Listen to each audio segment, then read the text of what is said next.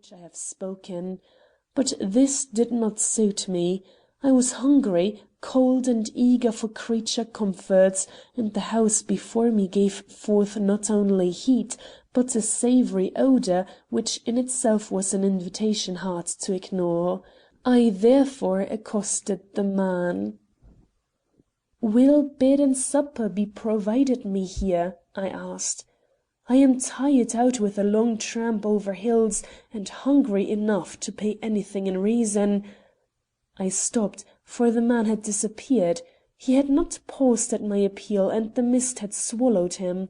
But at the break in my sentence his voice came back in good-natured tones and I heard: "Supper will be ready at 9, and there are beds for all. Enter, sir. You are the first to arrive, but the others cannot be far behind." A queer greeting, certainly, but when I strove to question him as to its meaning, his voice returned to me from such a distance that I doubted if my words had reached him with any more distinctness than his answer reached me.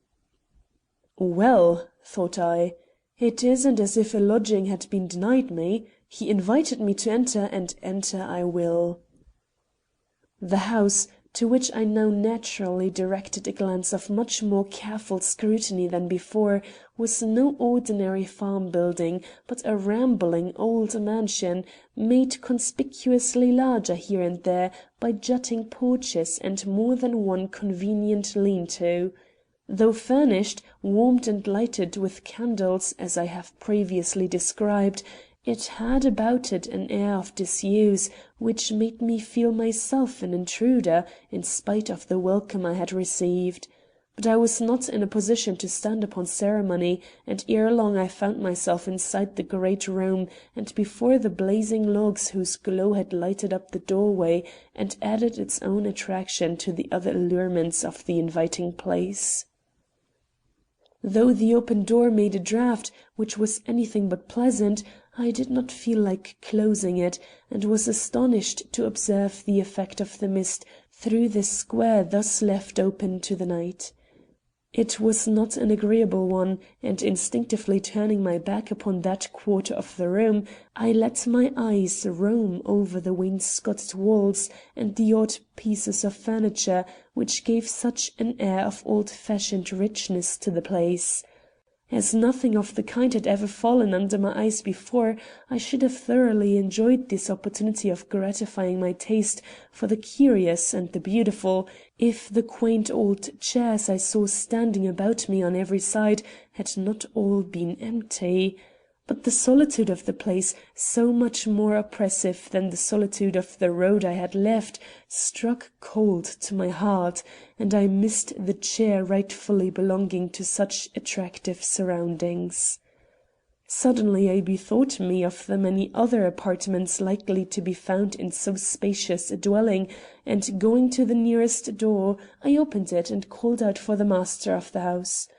But only an echo came back, and returning to the fire, I sat down before the cheering blaze, in quiet acceptance of a situation too lonely for comfort, yet not without a certain piquant interest for a man of free mind and adventurous disposition like myself. After all, if supper was to be served at 9, some one must be expected to eat it. I should surely not be left much longer without companions. Meanwhile, ample amusement awaited me in the contemplation of a picture which, next to the large fireplace, was the most prominent object in the room. This picture was a portrait, and a remarkable one. The countenance it portrayed was both characteristic and forcible, and so interested me that in studying it I quite forgot both hunger and weariness.